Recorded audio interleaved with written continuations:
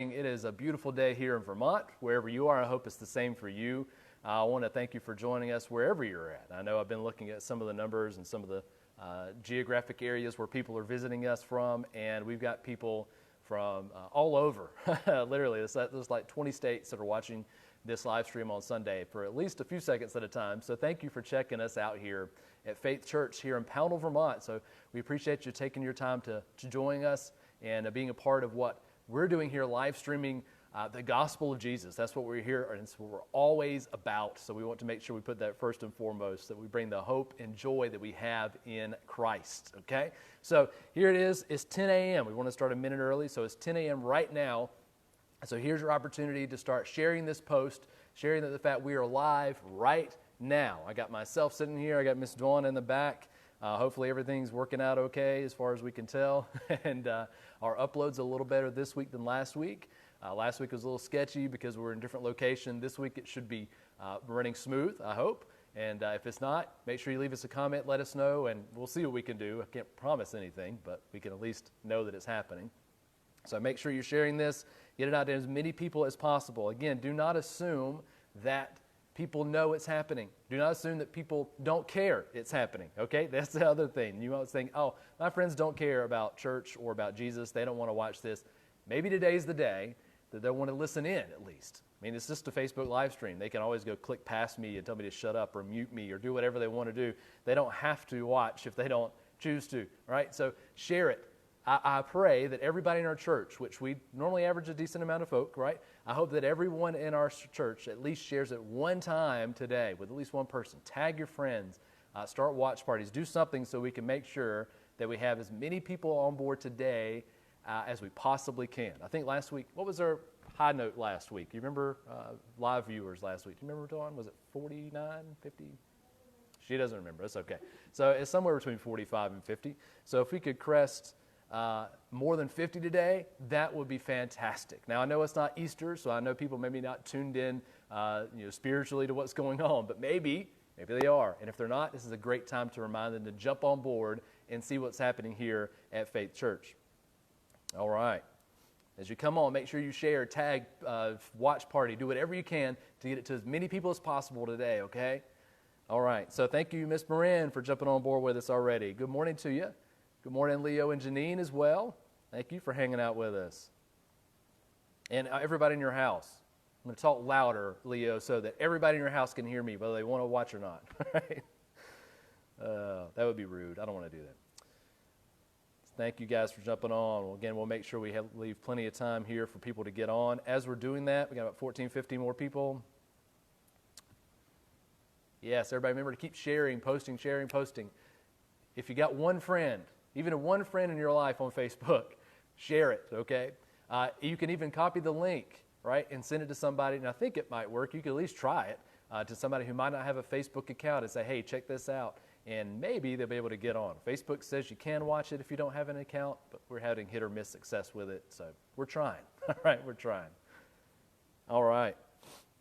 As we're doing that, as more people come on, I want to make sure that we get to it so we don't take too much time this morning. We're just waiting for people. All right, so let's jump in. We're going to start with a question, all right? And as I'm going through some other things, y'all can feel free to post, and then we'll get back to the answers, and I'll start talking through the answers here in a few minutes. So as you're jumping on, Dawn's going to post this question in the chat. This is the question. Here we go. What's the best news you've ever shared with someone? What's the best news you've ever shared with someone? All right. Ms. Dawn's going to post that in the chat here in the comment section, and make sure you respond back, not just to me, but to everybody in the group, right, as they're joining in. What's the best news you've ever shared with somebody? And we're going to share those answers. I'll go talk through them here in a few minutes. While you're answering that, again, share this post. I'm going to go through a couple other things that I want to highlight this morning that's happening here at Faith Church. As I say every week, just because we're not physically gathering doesn't mean stuff's not happening. There's a lot of stuff going on here, and a lot of ministry, and a lot of ways that we're reaching out and trying to help others in our community. One big note first, obviously, all of you know this better than probably even I do, but the Vermont governor extended the stay-at-home order to the 15th of May, and so we will be not physically gathering until at least then. expect that to change because that's how this stuff has been going, right? So I encourage you to keep an eye out on our page, our website at faithchurchvt.com, and we'll try to keep that updated to let you know when that schedule shift is going to change, or continue to check here on Facebook. But at least till the 15th of May, we will not be physically gathering, but we'll be doing it like we're doing this morning. So let's keep that rolling. I want to say that although we're physically separated, we had a great service last week, right? A great experience last week here. We had the drive-up experience. We had people here online watching. We also had people in their cars listening and watching along and having a great time doing that. And it was awesome to be able to at least see people and not have to just rely on talking to this camera, which is great, but not quite the same. And so we had a great experience. Also, last Saturday, we had 6 boxes that we gave away, 6 Easter egg hunts, Easter egg celebrations in a box that we gave away to 6 families last week. Last Saturday, I drove around all over. We went to New York and Bennington and down here to Pownal and all over this region to be able to pass out these Easter egg celebration boxes. And I just want to thank you, church, for helping us make that happen with your gifts and with everything that it takes to drive that forward. And thank you for your prayers. And I continue to urge you to continue to pray for those we've reached out to continue to see them grow beyond just getting a box, but into a relationship with us, with this church, and with Christ, most importantly. All right. Just because we are not physically meeting doesn't mean that our ultimate rescue mission, the one that Jesus has called us to, that he began, doesn't stop. That doesn't stop. We always keep that moving forward, right? So we're always looking for ways to bring heaven to a world that is going through hell, all right? That's essentially it. To that end, we want to make sure that we highlight some other things. We're currently making masks for our local communities. We have, I believe, over 40 made for Fairhaven and Rutland police departments, right? So handmade masks that we've been spooling up for those. We're just waiting on some elastic to finish them because supplies are a little tight. And we're also going to make nearly 300 masks for nursing homes and veterans homes in our area, okay? So if you want to help do that, maybe you're great at sewing. You want to jump in on that process because there's probably going to be more need, and that's a good thing. We can help fill that need. Then let me know, all right? Either DM us here on this Facebook page or email the church at faithchurchvt.com, or at gmail.com, and we will make sure that we get you plugged in to that effort. If you can't sew, like me, I have no clue I can look at a sewing machine and it just falls apart, right? But if you can't sew, you can still help by giving to help purchase the materials. So if you would like to give towards that, we have a new COVID-19 relief fund on our giving platform, okay? So how you do that is you go to faithchurchvt.com/give, all right? If you do that, and you'll see when you select that option to give online, you'll have 2 different spaces. You'll have regular general fund, which goes to tithe and offering, and also a COVID-19 relief fund. That's above and beyond our general offering that will go specifically towards meeting the needs of those affected by COVID-19. Now, that could be helping purchase materials for masks. That can be helping financially assistance with people who may not be able to make ends meet during these times, as we know that's a struggle, or any of those things. I mean, there's a whole variety of ways we can help and be a blessing in our community through those affected by COVID-19. So I highly encourage you to give to both of those. If you're a regular attender here, we want you to continue to give to tithe and offerings. We are so excited to announce that we are still meeting our budget. Praise Jesus, that we're still able to meet our budget, because that means we can still be able to fulfill all our obligations that we had set out before to be able to help you grow in Jesus and to help reach others to grow in him as well. So thank you for doing that, and I encourage you to give to both of those this week as we continue to seek to be a blessing here now to the people that are around us in this region. So thank you so much for giving. All right. One last thing, if you're in need of financial assistance, we want to make sure that you know how to do that. So if you need any help, or you need masks, or you want someone to help do something that's we can do, like stand 6 feet apart, but maybe come help you in your lawn if you need some lawn work done, or whatever, simple stuff, right? Simple stuff as we get into spring that you may need help with. Make sure that you call us at 802-823-7828, or email us at faithchurchvt@gmail.com, or message us here on Facebook. Look us up on Twitter. If you're on Twitter, at Faith Church VT. Look us up on Instagram at Faith Church VT. There's tons of ways you can interact with us. We're even on TikTok at Faith Church VT, all right? So if you're 25 or younger, you probably know what TikTok is, and that would be a great way for you to interact with us too. We're going to try to keep pushing content there, but you can still get up with us a multitude of ways and interact with our content in a multitude of ways as well. We want to make sure we are as interactive and active as possible in every possible platform we can get on. So I want to encourage you to use all of those. Another quick reminder, if you missed this, don't have a chance to get us here this morning on a Sunday, check out the replay on YouTube. It'll post in about an hour after we're done here, so you get to watch through if anything you missed or if you want to hear it again. Or if you prefer to hear things instead of just watch, check out our podcast, Faith Church VT. Look it up on any podcast platform that you have, iTunes or any Android platform, and you will find us at Faith Church VT, and you will be able to access this message in audio form, in a condensed audio form, so that you can listen to that during the week whenever you have free time to do it. So there's a multitude of ways to be able to get this content. We want to make sure we spread the gospel of Jesus any possible way we can. All right, so let's go back to our question, right, which was, what's the best news you've ever shared with someone? All right, so thank you for joining us again if you're just jumping in. What's the best news you've ever shared with someone? All right, let's check out some of the responses if I can make sure I can scroll down far enough to see those, maybe not. All right. Good morning, everybody, by the way, who I missed. Okay. Any fun ones did you see scroll past there?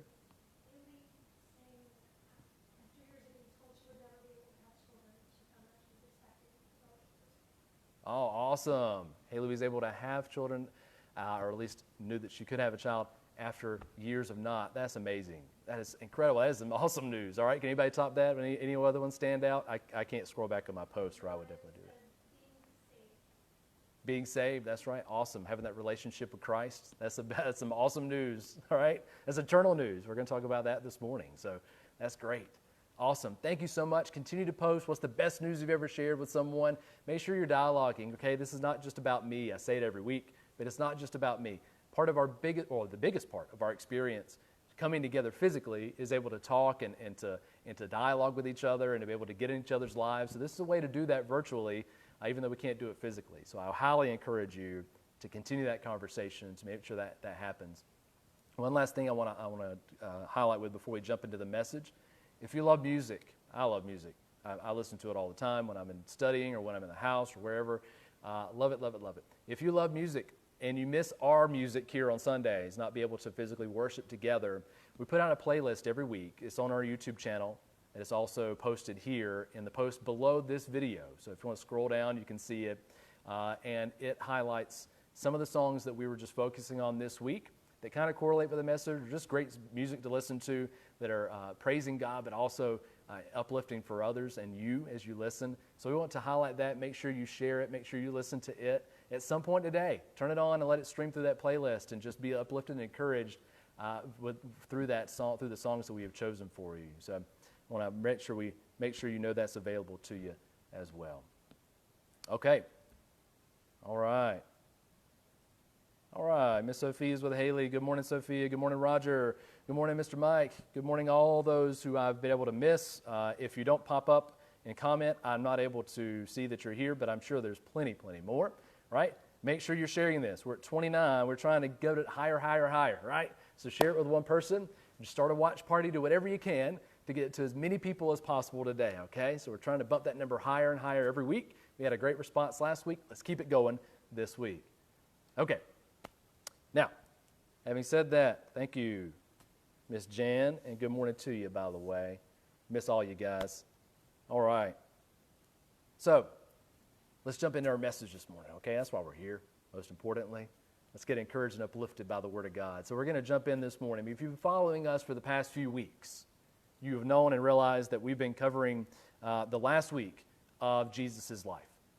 And last week we capped that off with a celebration of his resurrection, Resurrection Sunday. Easter was the biggest and most incredible day of the year for all of human history, not just for us as believers, right? And so we made sure we wanted to properly give that its due, and we had a great time last week celebrating that together.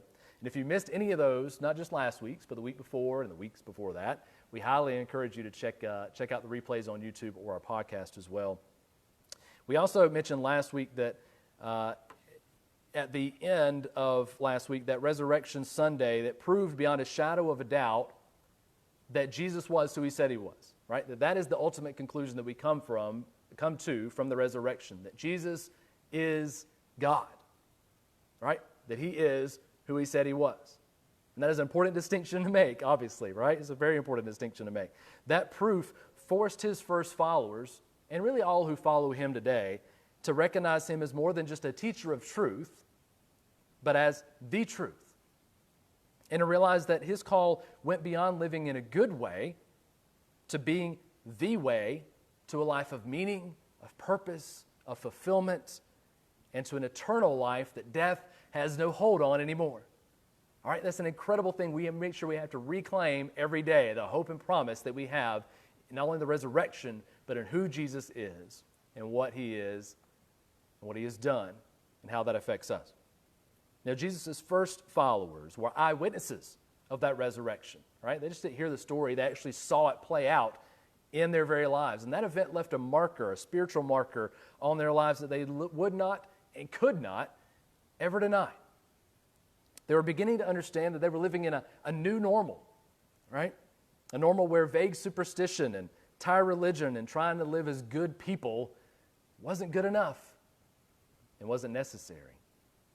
They were living in a new normal where the God of the universe had stepped out of heaven and into earth because of his unfathomable love for us, to become the cure for the sin and the death that we all experience.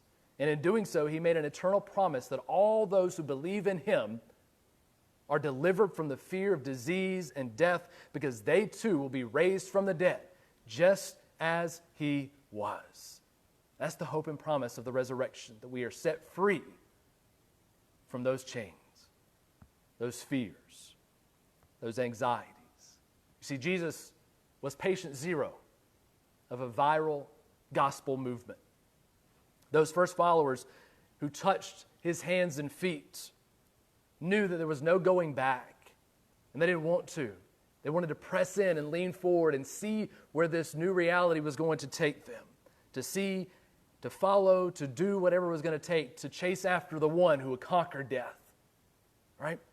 In the days after the resurrection, they would talk with him, they would walk with him, they would listen as he taught them, they would break bread with him, they would do whatever it took to lean in to that relationship, to get as close to him as they possibly could.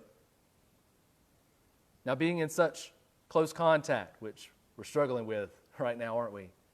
Being in such close contact with him, they not only were taught what the good news of his resurrection meant for their lives, but they also caught it. They caught the hope and joy of Jesus, and it settled deep, deep down into them. They were being changed by it from the inside out. Now, maybe many of you this morning have experienced, or maybe you're beginning to experience that same thing. Perhaps you've begun to understand that Jesus is real, that he really did rise again, and that his death and resurrection wasn't just an historical fact, but is a fact that changes you because it is for you, even this morning, to set you free from shame, from guilt, from a broken past. And that even this morning, he's not only setting you free from that past, but he's calling you to live out a new life with him. Now, perhaps you've caught the gospel, the good news of Jesus. So if you have, or if you're just on the tip of like, oh, maybe I've got it, I don't quite know yet, all right? If you're on that edge, and you've caught that, the question then becomes, now what, right? Now what am I going to do? So, thankfully, Jesus had the answer for his first followers that morning where they were asking, okay, now what, Jesus? You've raised from the dead. What's going to happen next? What do we do next? As you're asking that question, he answers it as well. Let's look at Matthew chapter 28, verses 16 through 20 this morning to find that answer. All right? So if you have a Bible, feel free to open it up. If you don't, feel free to look it up Bible.com is a great resource. I know that Ms. Dawn is going to post a link here in just a minute to Matthew 28. We're going to look at verses 16 through 20 as we look to dive in. Well, how does Jesus answer that question? The resurrection happened. He is God. He has set you free. He's calling you to new life. Now what? Matthew 28, 16 through 20. We're going to focus on 16 through 18 first and then get into the rest of them in just a minute. So follow along with me, read along, pull it up on your phone or your browser on the new tab. Check us out as we read it here together. Matthew 28, verse 16 says, "Now the 11 disciples went to Galilee, to the mountain to which Jesus had directed them. And when they saw him, they worshipped him, but some doubted.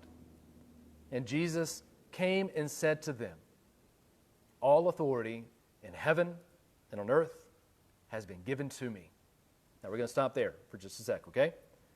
So, after soaking up time with Jesus, right, catching the gospel, his followers, not only the 11 closest, but also dozens, if not a few hundred more, were called to come up to this mountain. Now, whenever you're reading through the Bible, here's a little tip for you. If you're scrolling through the Bible, maybe you're in it every day, maybe you've never opened it. When you crack it open, I highly encourage you to, and you're reading through, you're going to find that there's times over and over and over again where God calls people to a mountain, and he meets them there. He calls them to come close. And usually what happens on these mountaintop experiences is not only do they find God there in a real intimate and personal way, but they're also given a charge that fundamentally alters who they are. Fundamentally, everything they've known before gets shifted into a new direction. Okay? So here we are this morning in Matthew 28. Jesus says, "Those who have seen me and know that I'm risen again, come to this mountain. Let's talk about what happens next." When they arrive, they see Jesus, but he's standing a ways off, okay? He's a ways off. They're coming up the mountain. He's already there. He's a ways away, and some immediately catch it. They say, oh, that's Jesus. And recognizing, remember, that the resurrection proved he was God, they fall down and worship him as God, not just as a good teacher, but as God himself. They fall down and worship, some on their bellies, some on their knees. Whatever the case is, they are ready to worship him no matter what. But there are others, and I appreciate this because I am one of these, more often than I want to admit. There were others who hesitated. Now, your translation might say doubt. I'm not sure what it may say, but another word or another way to translate that is into hesitation. They were hesitating. Even though they had heard the accounts of his appearing, maybe they caught him at a distance before. Maybe they had seen him talking to others from ways away, but they weren't quite sure it was him. Now they see him on this mountaintop, and he's a ways away, and they're like, well, yeah, that might be Jesus, but maybe it's not. I don't know if I believe he could really be raised from the dead. I mean, that doesn't just happen.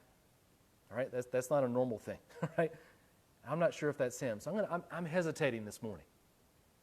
All right, they were standing and waiting to make sure that it was him. Now, even as they stood hesitating and unsure, what's the text say? You can read it for yourself, but the text says, he does what? He came close to them. He came close to them. He didn't wait to see if they would come to him. He showed up and said, all right, I'm going to get close to you. The resurrection, we notice, doesn't transform all hesitating, all fearful people, fearful followers, into immediate spiritual conquerors. It just doesn't. All right? Even though it was an awesome event, and even though they saw it and it changed all of human history, still deep in our hearts there's doubt, there's hesitation, there's waiting back to make sure this is real. I'm not quite sure. They weren't quite sure that morning. Sometimes our faith is mixed with fear and a doubt. But his nearness, right? He came close that morning. He comes close this morning. His nearness and his presence is what ultimately cures that uncertainty. It's what starts removing those layers of fear and of doubt. As he comes close to you, even now this morning. His presence would have been comforting enough, but he doesn't just leave it there. Right? This is important. So he doesn't just say, okay, let me come close to you. Let me stand here. Let's chat. Let's talk. Right? That's not where he left it.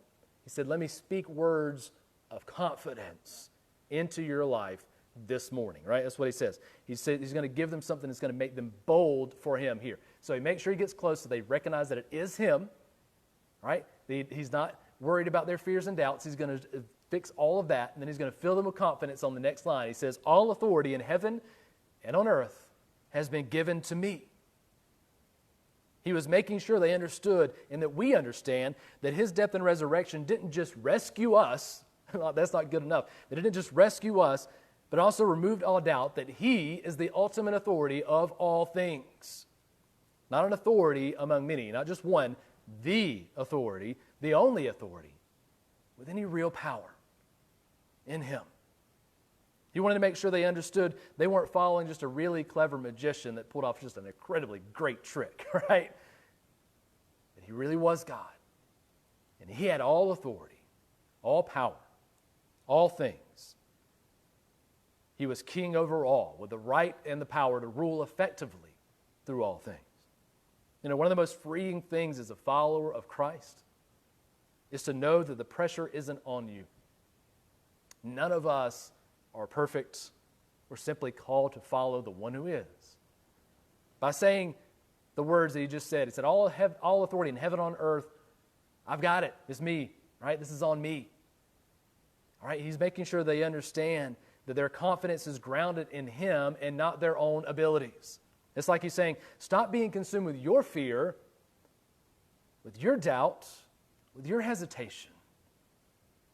Look away from your inability and your inadequacy to my ability, to my adequacy, to my authority to make it happen.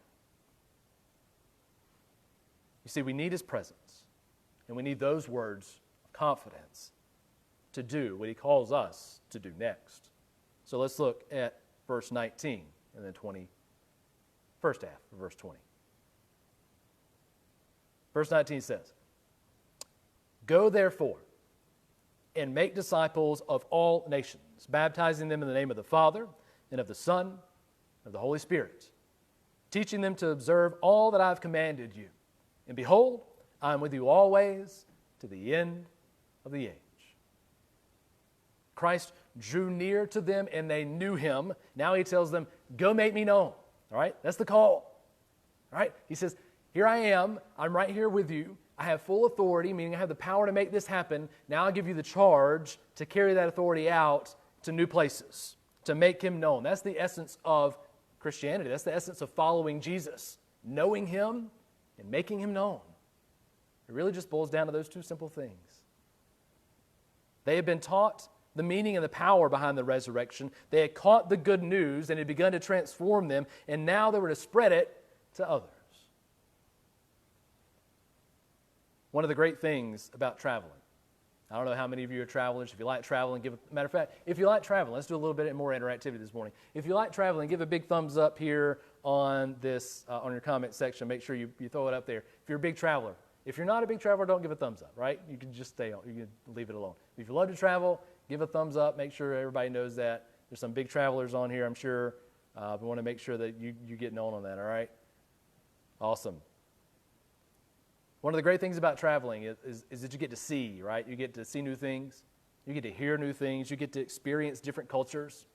And that's awesome. I love to travel personally. I love to be able to do those things and be able to experience those things.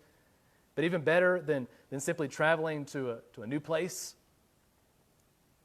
is actually going and living in it. Because you get two very different experiences just traveling through or even staying in for a couple of days and actually staying and living with. All right, those are two very different experiences. All right, a different way to interact with culture.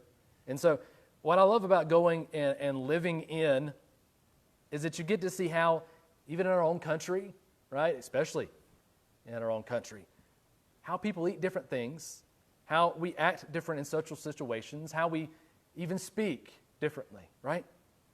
You know, being from the South and living in New England, we frequently had people ask us, you aren't from around here, are you? And they normally ask that when they see us doing things like eating grits, right? Because that's not a common thing up here. Have you ever had any grits, Dawn? She's tried grits, all right, but she's not eating them every morning.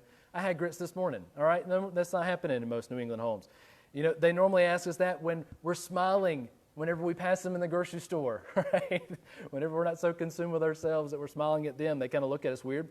When we wave as they drive by, that's another one that I get weird looks at. But most often we get asked that question when we talk. Yeah, especially when we talk. This may come as a surprise to some. I'm guessing it's going to shock Miss Dawn. But the phrase, y'all come get you something to eat, is not a New England phrase, right? It's just not, right? Get you is an awesome word, by the way. I want to make sure. Have you ever used the word get you? You've never used it. Oh, no. Well, all right, maybe you have. Okay, all right. It's an awesome word. You don't even have to put an apostrophe or anything. It just contracts itself. It's perfect. You can just get you anything, right? So it's great, right? But nobody in New England's saying that.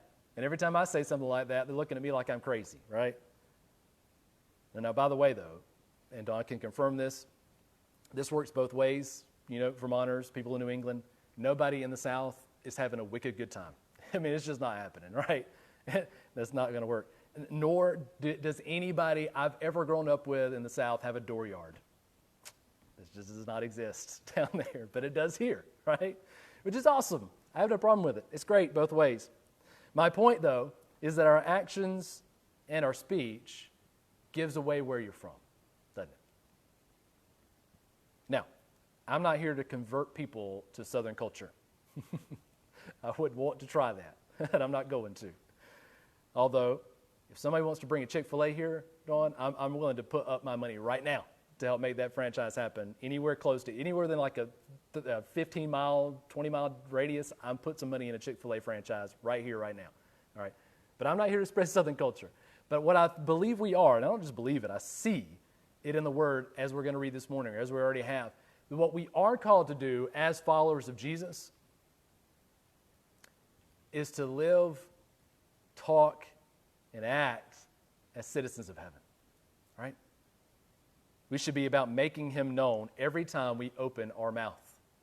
Now, we should reflect who we represent, and that means that we should speak not with an accent, because you can be from anywhere and follow Jesus, obviously, but our language should change to speak the language of heaven. It means we should be speaking peace in the middle of chaos, that we should be speaking hope in the midst of hell, that we should be showing and living and giving sacrificial love in the face of hate, that we should be proclaiming joy in the darkness, that we should be saying it's morning when it's midnight. That's what we should be about. Good news springing forth every time we open our mouth because of who Jesus is and what He's done for us. That's it. That's what we should be, spreading that good news wherever we go. Jesus charged His followers that day, though not just to sound like heaven, that's important, we want to do that, but to bring it to earth, to bring heaven to earth. And the primary way they were to accomplish that was not just telling people about Him, but making disciples. Now, we don't want to get hung up on the word disciples too much because it can be a little confusing and it sounds religious, and that's we try to shy away from those terms because they can it's just too much context behind it we don't fully understand. So break it down to the simplest terms what disciples is, and it simply means being a learner. Being a learner. Anybody can do that, right? You might not know what a disciple is, but you can be a learner, right? He was telling them to make learners of Him who made learners of Him. That's our call today as well. That is the answer to the question. I want to follow Jesus. I've caught this good news. What do I do with it? Now what? Make learners who make learners. That's the call. We're to be learners of Jesus and be about making learners of Him by doing three things. All right, let's highlight three quick things. I'm not going to drag you down a rabbit hole, but I want to highlight what He says. He says go first, right? And it's so important that He starts with go. He says go and make disciples. Go and make learners who make learners. Why does He say go first? Because it's so easy to stay. Man, is it easy to stay. Our human nature is to stay, right? What I mean by that is, by nature, you may be one of those people who love to just be a homebody, right? And that's your comfort zone. That's your stay. But you may also be the person, like we just had multiple people, who love to travel and want to get out and want to experience new things. And in a way, that's your stay. That's your comfort zone. You want to stay in what makes you comfortable. I just saw an article this week, I think people are watching 8 hours of online content a day. A day. Now, that may not be you if you're working, right? I hope not. Maybe you're working and watching 8 hours of content. I don't know. But maybe if you get away with it. But if you're not and you're at home and you're consuming 8 hours of online content a day, that means you're looking at a whole lot of people doing a whole lot of things. And what you'll see over and over and over again, this was happening before this, the whole COVID-19 situation came about, and it's going to continue even after this is over. What you see is people on there, wherever they're at, doing their best to live what has now been phrased as living your best life. Living your best life. They're out there doing whatever. They're out there working out in their homes and going for runs, making sure they're 6 feet apart. They're doing whatever it takes to live their best life. That means doing the things that make you happy, that make you feel content, that fill you up. Those are the most important things in our society today. And really in all of human history. Those are the things we want to stay in. We don't want to leave those things. That's the human element to what Jesus is saying here. He's saying, it's not about doing what makes you happy. It's not about doing what makes your kids happy or your friends like you more. It's not about self-interest or self-preservation. It's about leaving all that behind and going out of those comfort zones. Moving from the mountain to meet others who haven't met Jesus yet. The ones who have been soured by religion. The ones who have been broken down by vicious cycles of this world. Even those around you who don't even realize or even want to know about Jesus. Is moving out to them first. We should be looking for people to fill us up. We should be looking to fill others up with the gospel. With the good news of Jesus everywhere we go. And in doing so, Jesus will fill you to overflowing. Let's flip that process. Not stay and get healthy and be concerned about living your best life. Live the best life for Jesus. And He will give you the best life. It might look radically different, but it'll happen. 2, what does He say? He says go. He says baptize. When you're making learners who make learners, at some point, they're going to make a decision. At some point, you've made a decision. Maybe you're about to say, I'm all in on this Jesus thing. I've been learning, I've been studying, you've been telling me about it, I've been hearing it. I like what I hear. It's going to be hard, yeah, but I'm ready to give it all over. What I've been doing is not working. I got to do this new thing. I need this. I need Him. When you do that, Jesus said that you need to go all in and get baptized. Now, why? 1, baptism does not save you. Let me clarify that. You do not need you're going to go to heaven if you don't get baptized. Let me clarify on that. All right? So there's a lot of stuff out there that says you don't. Nowhere in the Bible does it say you need to be baptized to receive eternal life or to receive life that's going to fulfill you now. That's not there. But what it does and what we do here at Faith, it means you're going to get dunked, right? That means you're going to get put all the way under and lifted all the way back up out of some water. And we do that for 2 reasons. 1 is because it's a symbol. It's a symbol of dying to your old self, just like Jesus died on the cross, and being raised to new life, just as He was that first resurrection Sunday, right? That's what baptism means. It's just a symbol of a reality that we are entering into formally, this relationship with Christ. Second thing it does, which I think is even more important and why He calls us to do this, is we're making learners who make learners, is that when they get ready to be baptized, and we do it ourselves, we get ready to be baptized, we're making something public that we had already made a decision privately for, right? So this morning, you may make a decision for Christ. You may say, I'm ready to go all in. I've heard, I've listened, I'm ready to jump in on this. And if that's you, that's great. We're going to talk about that in a little bit. But when you make that personal decision, you may be the only one who knows that. But what Jesus says is go out and show it. And only go out and show it, but do it amongst a church family that's going to welcome you in and help you grow deeper, farther, and closer to Jesus together. Because that takes that community effort. It takes growing together to grow to Him. So being baptized is an essential component. So next He says, teach, right? So not only go, baptize, teach. He said just as Easter is the beginning of our faith, as Jesus followers and not the end, right? So many people were on last week. They're maybe not with us this week. I'm not sure, right? So many. But Easter's not the end. It's not just the top of the mountain. We have to come off the mountaintop and keep going, right? And so this is the call, is that baptism is not the end, but is the beginning of new life with Him and with others in a community together. Jesus said, keep teaching one another His words of life. That's what it's about. Getting together and breathing gospel life into each other. Much like a great marriage, our relationship with Him has the opportunity to get better with time. Now, the difference between a good marriage and a marriage that falls apart, a lot of times, is intentionality.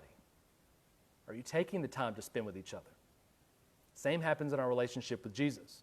Are we taking the time to get to know Him more and to share Him with others more? That requires us to be challenged and to challenge others to do that. Not to rest in salvation, not to sit here and say, well, I got my Jesus. I guess I'm just going to sit here and wait till He comes back or I die and it'll all be good. Not just resting in salvation, but walking and leaning into a lifetime of transformation and walking with others through that process. All right, so that's the what. Make learners who make learners by going, baptizing, teaching. Next, what will you do with that? Here's the how and here's the where, right? Because whenever we're given a big task, I have children, I know this to be true, okay? And I was a kid, I did it all the time. Whenever my mom gave me something to do that I didn't want to do, Miss Dawn, I don't know if you ever did this, maybe you have, you can chime in here in a sec.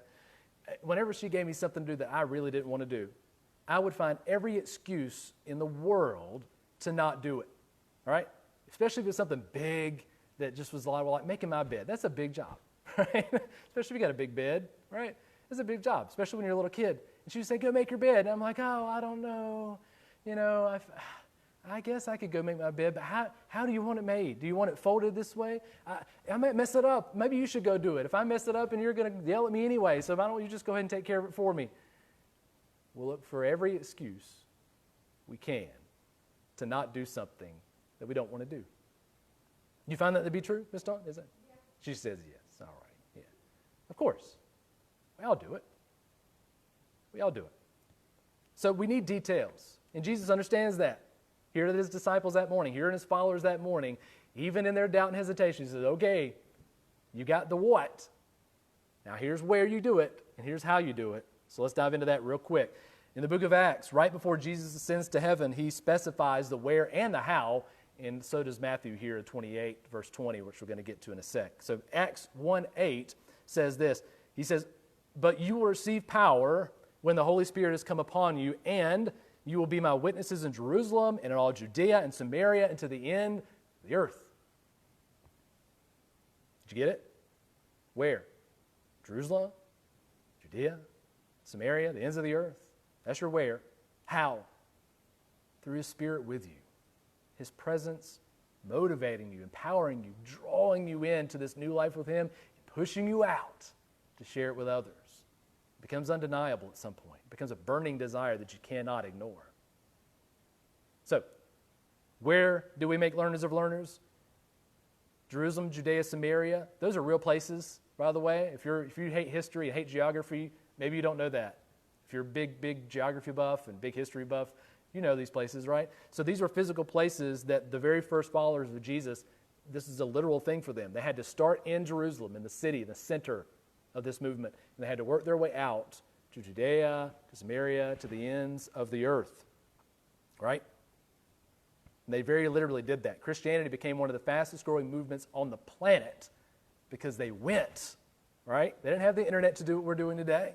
They had to physically walk to their neighbor. And then they had to physically walk to the next town over, to the next county over, to the next country over, to the next boat that's going to take them to the next country past that over. And they went. And all these places. Because He said go to do these things, right? So they went. So now we don't live in Jerusalem.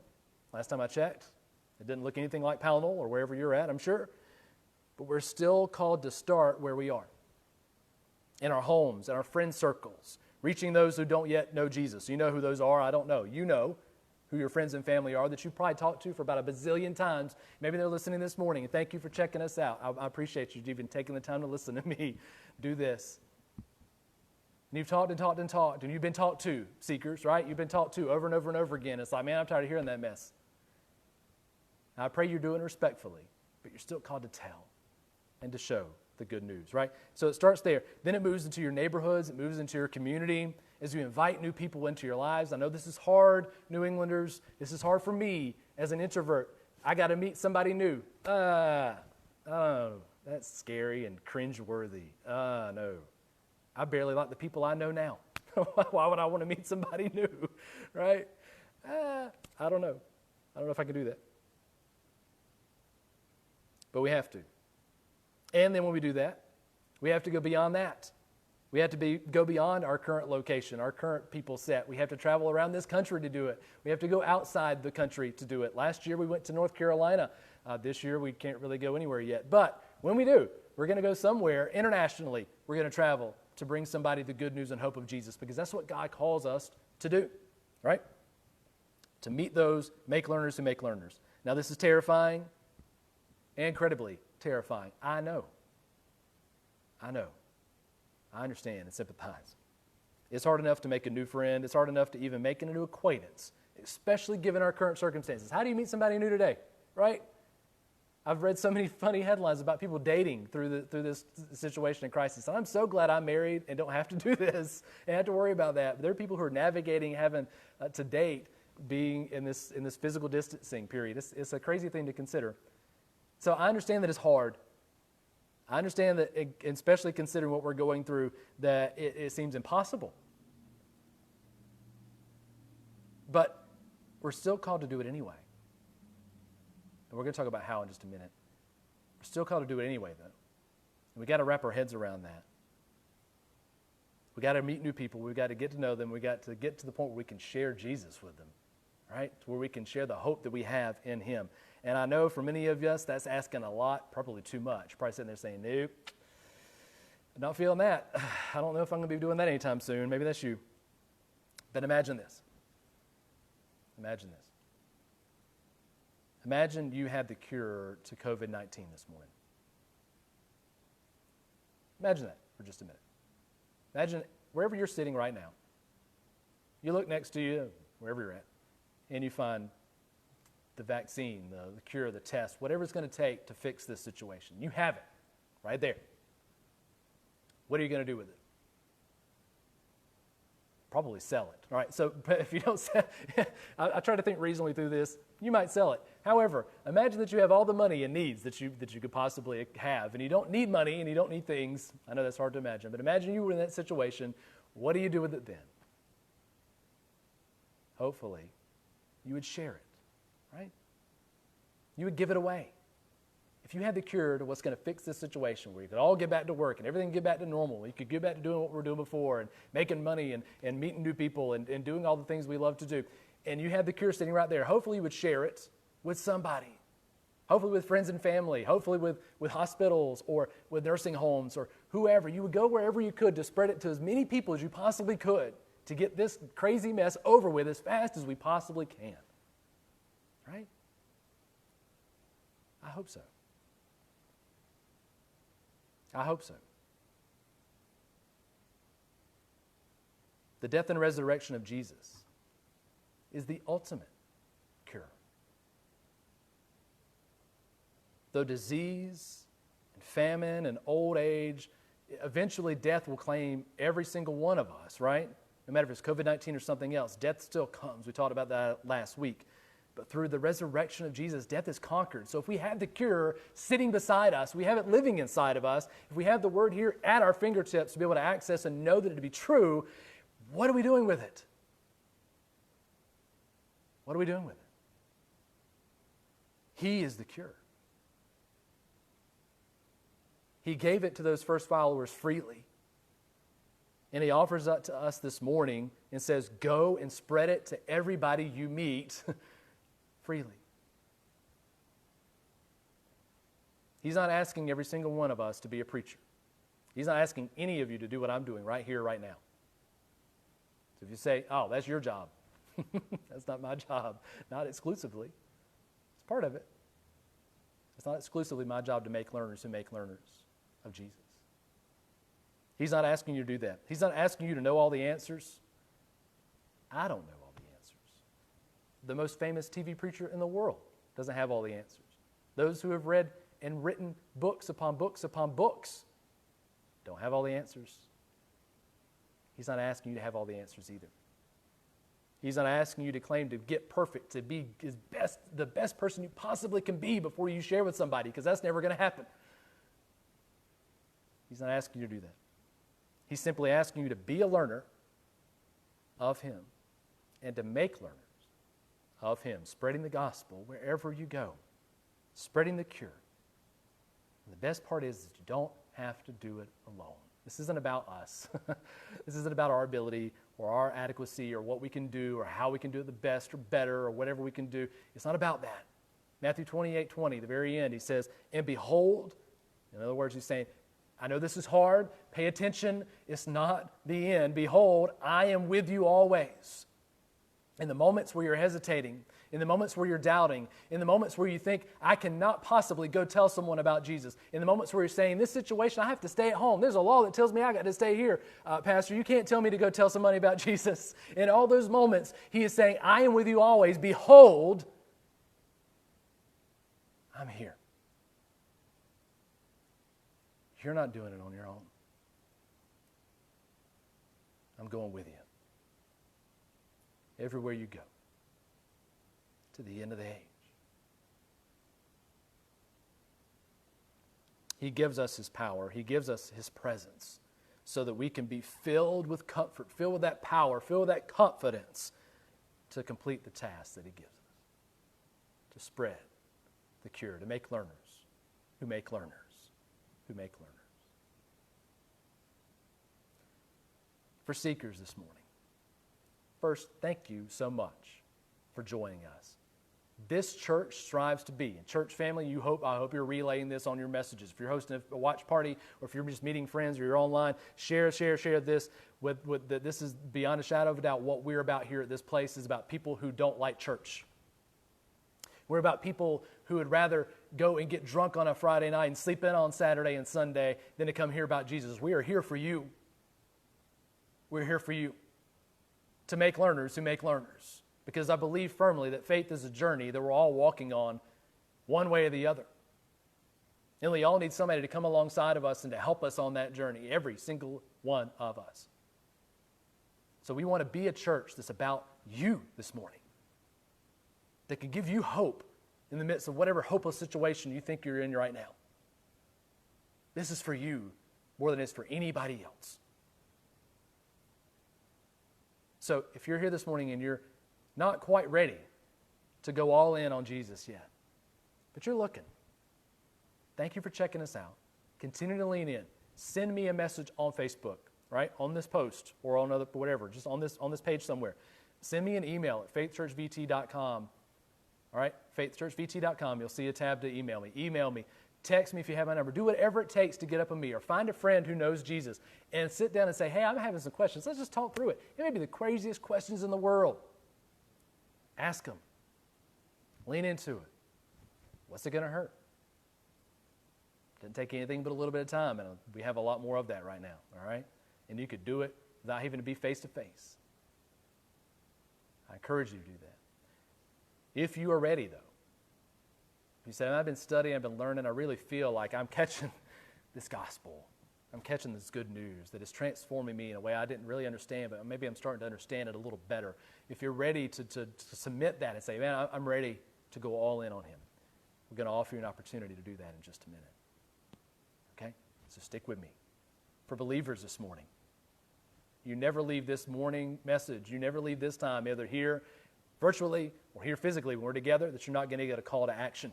Right? We got something to do, and it's no clearer than today's message, what Jesus is giving us to do, right? I know that even the best of times, it's scary to put yourself out there and share who Jesus is and what He's done for you. It's terrifying. Terrifying. That discomfort is magnified by like 1,000 given our current situation. It's easy to say, oh, I'll just tell people about Jesus whenever all this is done, right? Whenever I can get closer than 6 feet, whenever I don't have to stay at home, then I'll go and I'll make sure somebody knows about Jesus. I'll tell them all about Him. Why wait? Why wait? Don't miss this opportunity, really, because this is a better opportunity than you probably have in your whole life in most situations.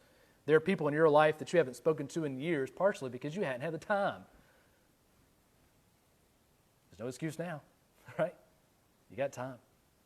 Connect with them.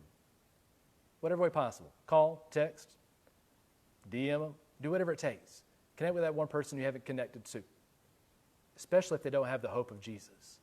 And say, hey, I just want to catch up with you. Let that relationship develop and watch as you have an opportunity to speak the gospel to them in their lives, to make learners who make learners, right? Now, maybe you're out at the store. Maybe you are still physically out.